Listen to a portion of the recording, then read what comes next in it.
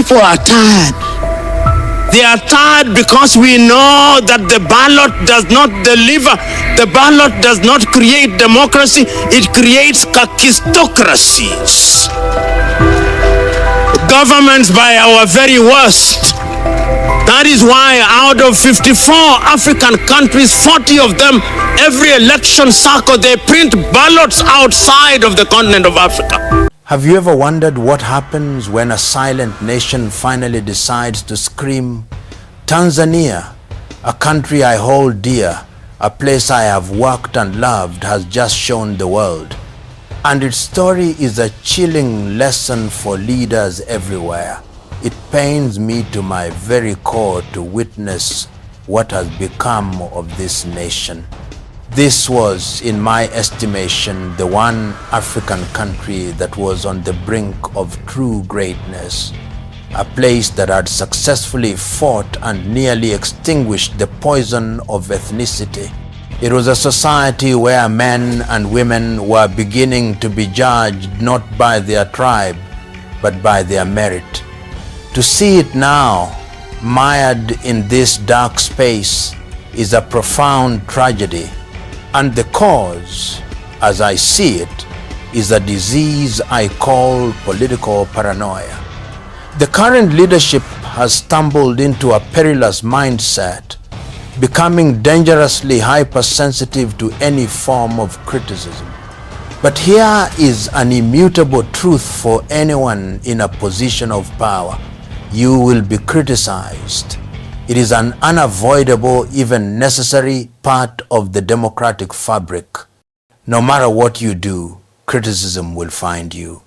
I've often said, perhaps with a touch of hyperbole, that even in the highest heavens, God himself had to contend with Lucifer, a critic who not only voiced dissent, but raised an army against him.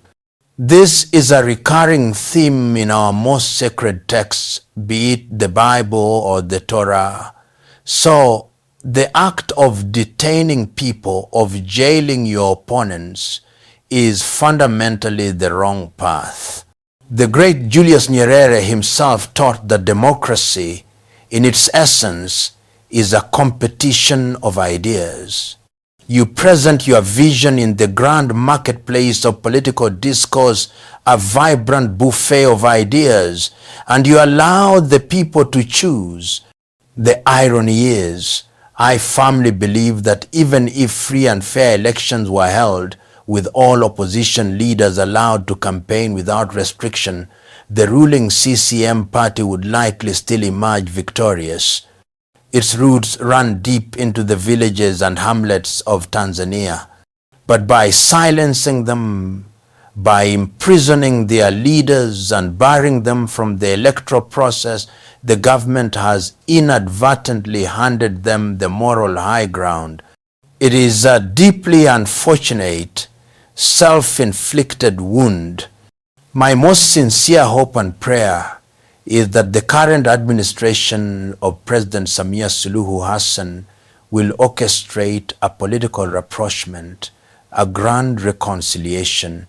This must involve welcoming all political leaders to the table to discuss the future of the nation, because Tanzania is no longer the same. After the tragic events of October 29th, when blood was spilled, a country is irrevocably altered. Wisdom doesn't just suggest, it demands that all parties and players come together and reason for the sake of Tanzania. It is not just preferable, it is absolutely necessary. The reports speak of staggering numbers, some as high as 700 lives lost. It's a horrifying figure, but let us be clear, even one life lost is too many. Every single death was a preventable tragedy. Politics must be a noble competition of ideologies. Sustainable power must spring from the ballot box, not from the barrel of a gun, unless circumstances are so dire as to leave no other choice. It is easier said than done, I know, but reason must prevail. The long-term future of the United Republic of Tanzania must be seen as more paramount than anyone's short-term political interests. There is simply no justification, none whatsoever, for a leader to kill their own people to remain in power, especially when that power is not even being used for the public good but to enrich oneself. When you see people take to the streets, it's not a sign of their irrationality, it's a sign of your failure to listen. Protest is the language of the unheard. When you engage with people through normal discourse, they will never feel the need to protest. When a population goes to the streets, it means they have been systematically ignored and they are now going the extra mile. Consider this: the most fundamental human instinct is self-preservation. When people lose their fear, when they are willing to put their very lives on the line, the person in leadership must stop and ask a critical question, not what are they doing wrong, but what am I doing wrong? That is the only relevant inquiry. Once you ask that question with genuine intent, it becomes your solemn duty to engage with them and discover the root of the problem. But instead, we often witness the politics of self-righteousness. The wise have always said that arrogance is worse than ignorance. And when you observe many so-called African leaders, you see them swimming in a sea of arrogance, drinking deeply from the waters of self-righteousness until they are utterly intoxicated. Yeah, welcome back. And today, the truth is that it's true that the people are tired. Not only the people from Tanzania, but the people across Africa are very tired.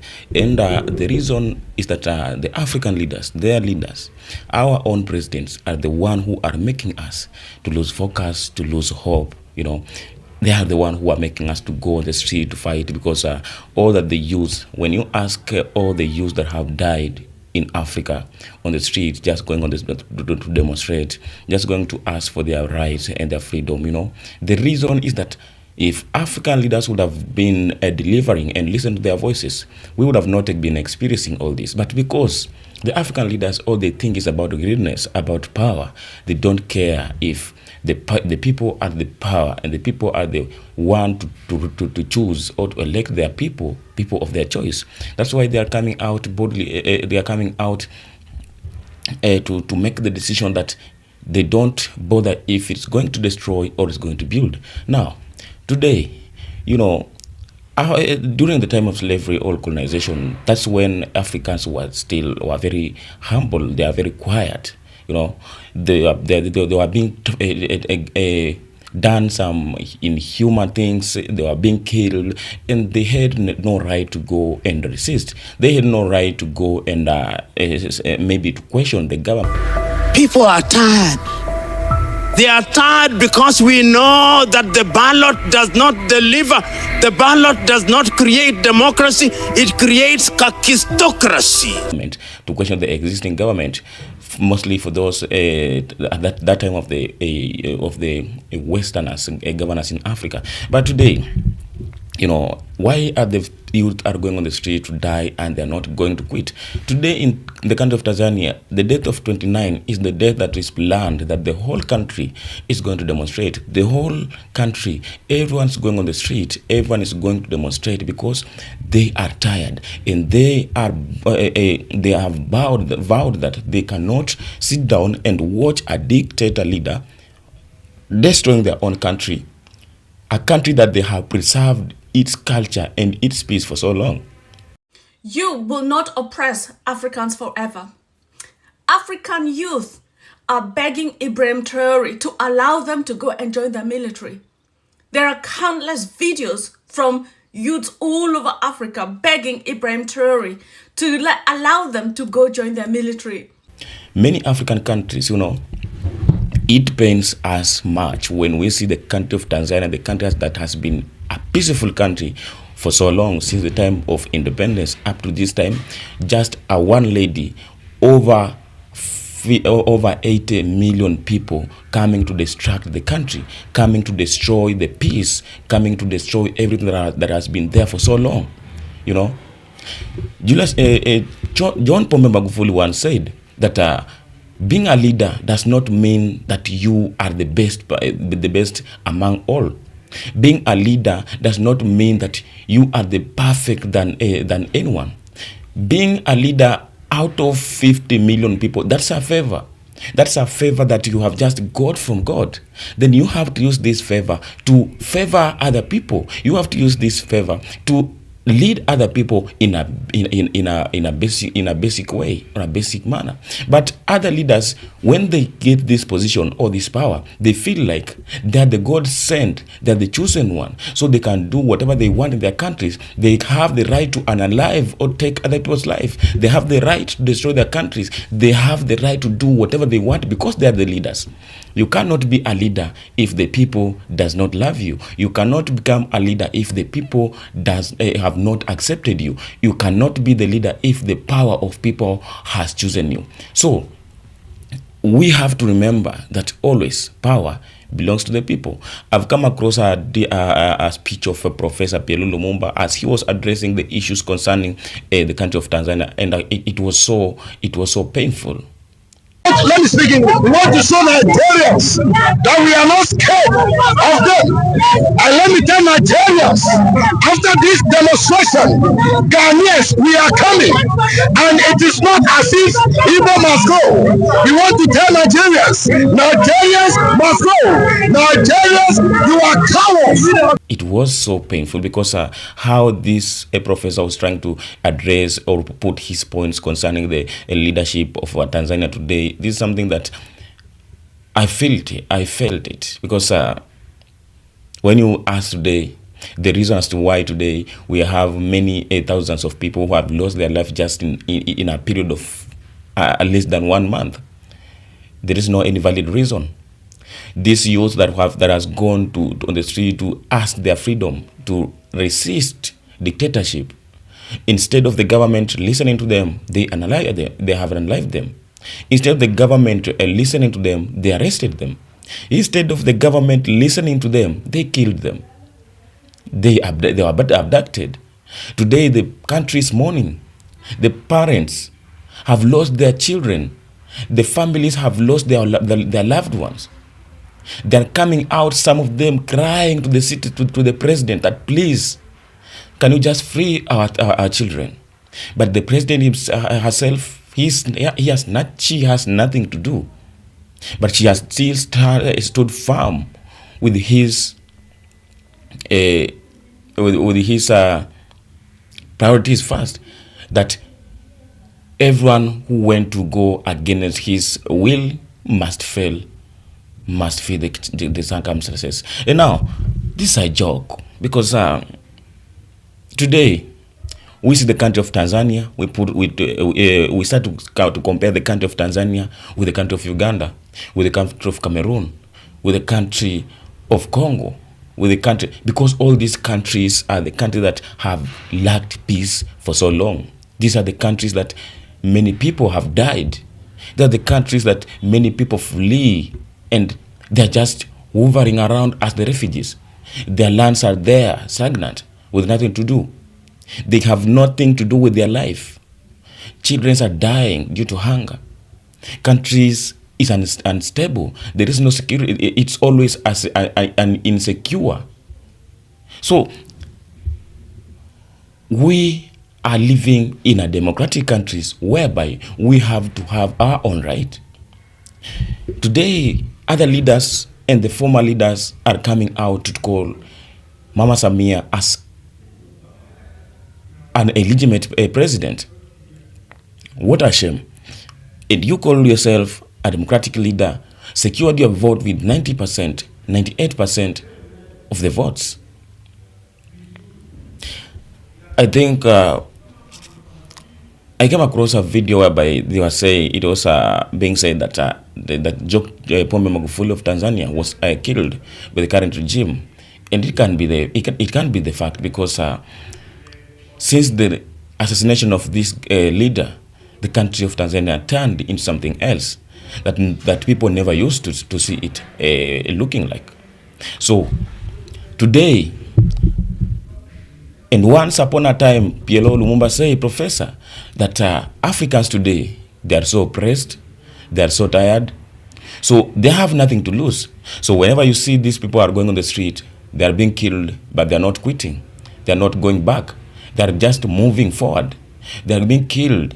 They are being destroyed, abducted, arrested, jailed. It's because people have no other choice. At this time, the people are prefer to be jailed or to be killed than to live suffering under their own leaders, under their own black people who are the leaders. Instead of them fighting and protecting them, they're still coming to kill them. So we are living a worse life than the life under the colonization. We are living under the dictatorship than of those the leaders like Mobutu Sese Seko, than the leaders of King Leopold, because these were the leaders who were killing other people, killing Africans just like animals, because they never had mercy. And now we are getting this from our own leaders whom we elected, believing that they are going to help us, they are going to protect us, they are going to stand with us. But instead, they are the ones who are taking our lives, who are taking our youth from the societies, are the ones who are now destroying our countries that has been built and preserved for so long. So from this, I feel like I'm so pissed. I'm so pissed off. And it is just our responsibility as African youth that we will have to fight no matter what happens.